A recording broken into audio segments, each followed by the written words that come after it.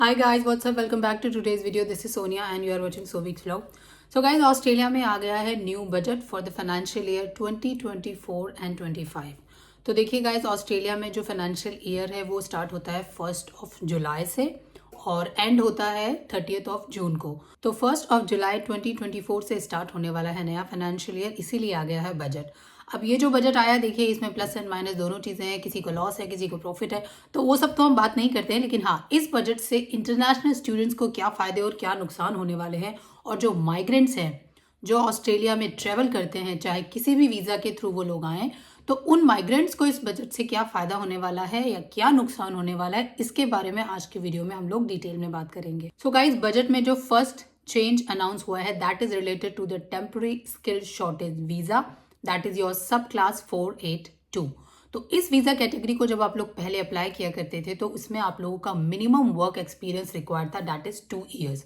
तो अब good news ये है कि गवर्नमेंट ने ये जो वर्क एक्स है इसको रिड्यूस कर दिया है, और अब अगर आप लोगों के पास केवल 1 साल का रिलेटेड वर्क एक्सपीरियंस है तो भी आप लोग ये जो वीज़ा है वो अप्लाई कर सकते हैं। बिकॉज ऑस्ट्रेलिया में आने वाले काफ़ी सारे वर्किंग प्रोफेशनल्स भी होते हैं, तो उन लोगों के लिए अब ये अच्छी न्यूज़ है कि भाई चलो, अब उन्हें सिर्फ 1 साल का ही वर्क एक्सपीरियंस रिक्वायर्ड है और उसके बाद वो सब क्लास 482 अप्लाई कर सकते हैं। एंड गाइस, सब क्लास 482 में आप लोगों को 2 से लेकर के 4 साल तक का वीज़ा मिलता है। आप यहाँ आराम से रह सकते हैं, काम कर सकते हैं, अपने फैमिली मेम्बर्स को भी ला सकते हैं। सब class 482 temporary skill shortage visa, तो इसका जो चेंज है वो इम्प्लीमेंट होने वाला है 23 नवंबर 2024 से, यानी कि उसके बाद जो भी एप्लीकेशंस होंगी उन लोगों को अब केवल 1 साल के वर्क एक्सपीरियंस पर ही ये वीज़ा मिल जाएगा। और जब आप लोगों का ये वीज़ा ख़त्म हो जाता है और आप एलिजिबल हैं तो आप परमानेंट रेजिडेंसी का ऑप्शन भी एक्सप्लोर कर सकते हैं। नेक्स्ट चेंज है related to the migration strategy. तो ऑलरेडी गवर्नमेंट देखिए पहले ही बता चुकी है कि वो अपकमिंग ईयर्स में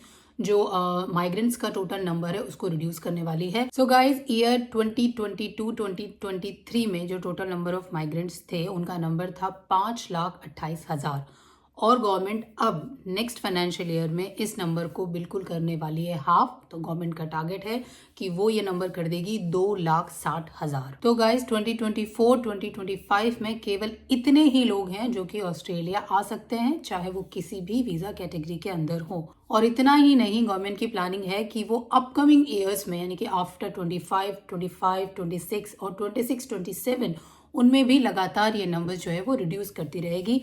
गवर्नमेंट का टारगेट यही है कि भाई कोविड की वजह से जो बॉर्डर ओपन हुए थे और सारे रेस्ट्रिक्शंस हटे थे, तो काफ़ी सारे माइग्रेंट्स ऑस्ट्रेलिया मूव हो गए थे और ये जो नंबर्स थे बहुत ज़्यादा बढ़ गए थे। तो अब गवर्नमेंट चाहती है कि वो वापस से एक सस्टेनेबल लेवल में आ जाए। नेक्स्ट चेंज जो बजट में अनाउंस हुआ है that is related to the migration program planning level. Year 2023-2024 में माइग्रेशन प्रोग्राम के अकॉर्डिंग 1,90,000 प्लेसेस जो है वो रिजर्व थे। अब गवर्नमेंट ने ये नंबर भी रिड्यूस कर दिया है for the next financial year, यानी फाइनेंशियल ईयर 2024-2025 में 1,85,000 1,85,000 ही प्लेसेस रह गए हैं, जो कि पहले थे 1,90,000। यहाँ पर भी गवर्नमेंट ने 5,000 प्लेसेस रिड्यूस कर दिए हैं। और इस माइग्रेशन प्रोग्राम का ब्रेकअप भी गवर्नमेंट ने दिया है कि किस स्ट्रीम के अकॉर्डिंग कितने लोगों को वीज़ा मिलेगा। सो गाइस, जो स्किल स्ट्रीम है, यानी कि जिस ऑक्यूपेशन की, जिस स्किल की ऑस्ट्रेलिया में डिमांड है और शॉर्टेज है,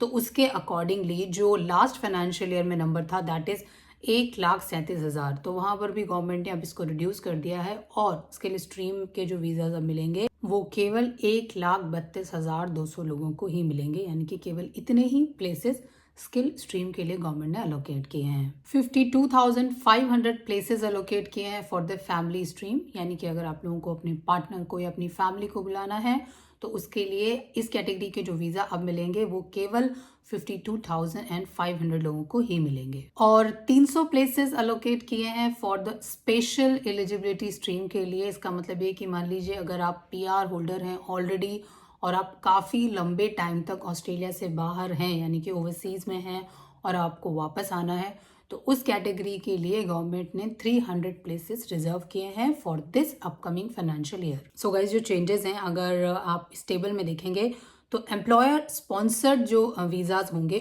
उसका नंबर तो गवर्नमेंट ने इंक्रीज़ किया है। पहले था 36,825, जो अब गवर्नमेंट ने बढ़ा दिया और कर दिया 44,000। लेकिन जो स्किल्ड इंडिपेंडेंट कैटेगरी है उसमें अगर आप देखेंगे तो वीज़ाज जो है कम हो गए हैं, अब केवल 16,900 नंबर रह गए हैं, जो कि पहले थे 30,375। सो गाइज जो फैमिली स्ट्रीम में देखिए उसमें कोई चेंज नहीं आया है। जो लास्ट फाइनेंशियल ईयर में पार्टनर वीज़ा मिलते थे वो भी 40,500 लोगों को मिले थे और अभी भी गवर्नमेंट ने वही नंबर रखा है पेरेंट्स के लिए, चाइल्ड्स के लिए या किसी और अदर रिलेटेड फैमिली मेम्बर्स के लिए। तो ये कैटेगरी में उन्होंने नंबर्स को बिल्कुल भी नहीं छेड़ा है, जितने नंबर्स थे पहले भी 52,500 वही अपकमिंग फाइनेंशियल ईयर में भी होंगे। Now guys the next change is कि ऑस्ट्रेलियन गवर्नमेंट लाई है एक नई स्कीम और ये स्कीम इम्प्लीमेंट होने वाली है 1 नवंबर 2024 से और इसका नाम है METES, METES, and that is mobility arrangement for talented entry professional scheme. So guys इस स्कीम के अकॉर्डिंग 3,000 लोगों को पर ईयर मौका मिलेगा ऑस्ट्रेलिया में रहने का और काम करने का। लेकिन इस स्कीम के लिए कुछ एलिजिबिलिटी कंडीशंस हैं। तो द फर्स्ट थिंग ये है कि भाई आपकी जो एज है वो 30 साल से कम होनी चाहिए।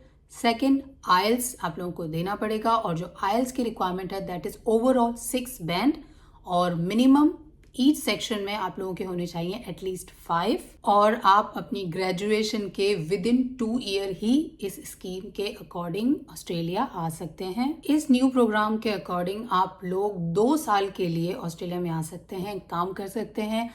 आप अपनी फैमिली को भी अपने साथ ला सकते हैं, यानी कि आपका पार्टनर या आपका जो चाइल्ड है उसे अपने साथ ला सकते हैं। And after finishing this particular visa अगर आप एलिजिबल हैं तो आप किसी न्यू कैटेगरी के वीज़ा को भी अप्लाई कर सकते हैं। एंड गाइज इसकी एलिजिबिलिटी के अंदर उन्होंने कुछ स्पेसिफिक क्वालिफिकेशंस मेंशन की हैं।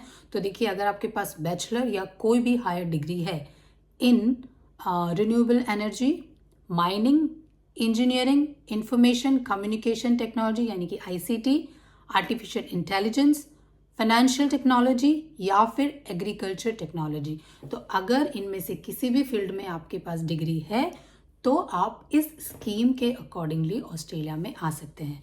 एंड गाइज ये एक बैलेट सिस्टम है, तो जब आप लोग अपनी एप्लीकेशन करेंगे प्री एप्लीकेशन तो उसके लिए फीस होगी $25 और अगर आप सेलेक्ट होते हैं तो फिर आप लोग करेंगे अपनी फाइनल एप्लीकेशन और उस फाइनल एप्लीकेशन की कॉस्ट है $365। एंड गाइज जो नेक्स्ट चेंज है वो है इंटरनेशनल स्टूडेंट्स के लिए। तो गाइज यूनिवर्सिटीज पे लगने वाला है अब एक कैप, यानी कि यूनिवर्सिटीज को अब एक स्पेसिफिक नंबर अलोकेट किए जाएंगे कि वो उतने ही नंबर ऑफ स्टूडेंट्स को एनरोल कर सकती हैं, उससे ज़्यादा नहीं कर पाएंगी। किस यूनिवर्सिटी को कितने स्टूडेंट्स को एनरोल करना होगा ये नंबर्स अभी तक भी नहीं आए हैं सामने, बट हाँ इतनी इन्फॉर्मेशन आ गई है कि यस यूनिवर्सिटीज के लिए कैप डिसाइड होगी और वो उतने ही नंबर ऑफ स्टूडेंट्स को एनरोल कर पाएगी और साथ ही अब यूनिवर्सिटीज को प्रोवाइड करने होंगे अकोमोडेशन भी। और अगर यूनिवर्सिटीज चाहती हैं कि वो अपना एनरोलमेंट बढ़ाएं तो उन्हें उसी के रिलेटेड नंबर ऑफ अकोमोडेशन भी स्टूडेंट्स के लिए इंक्रीज करने होंगे। ऑस्ट्रेलिया में हाउसिंग की काफ़ी प्रॉब्लम हो रही है एक्चुअली, और मानना यह है कि भाई इंटरनेशनल स्टूडेंट्स भी एक रीज़न है जिसकी वजह से एक्चुअली ना ये जो हाउसिंग की प्रॉब्लम है ये बढ़ रही है। अब गाइज ये चीज़ तो देखिए कुछ लोग मानते हैं कि हाँ उनकी वजह से, कुछ लोग कहते हैं कि नहीं है, बट ये है कि हाँ अब यूनिवर्सिटीज़ को स्टूडेंट्स को प्रोवाइड करना पड़ेगा अकोमोडेशन और अकॉर्डिंगली ही उन्हें उतने स्टूडेंट्स को एनरोल करने की मिलेगी परमिशन। यूनिवर्सिटीज के लिए ये जो कैप का जो टाइम पीरियड है वो देखिए इमीडिएटली एप्लीकेबल नहीं होने वाला है। एंड ऑफ 2024 तक तो यूनिवर्सिटीज के लिए कोई भी कैप नहीं है, बट नेक्स्ट ईयर यानी कि जनवरी 2025 से ये कैप हो सकता है इम्प्लीमेंट हो जाए, बिकॉज ऑब्वियस सी बात है हाउसिंग को बनाने के लिए, घर बनाने के लिए भी टाइम लगता है।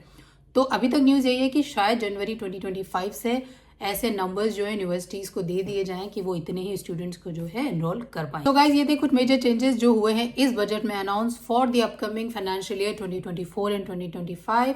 आई होप आपको वीडियो अच्छी लगी होगी। अगर अच्छी लगी है तो don't forget to like, share and subscribe our channel. फिर से मिलूंगे आपसे एक नई वीडियो के साथ, तब तक बाय बाय, टेक केयर।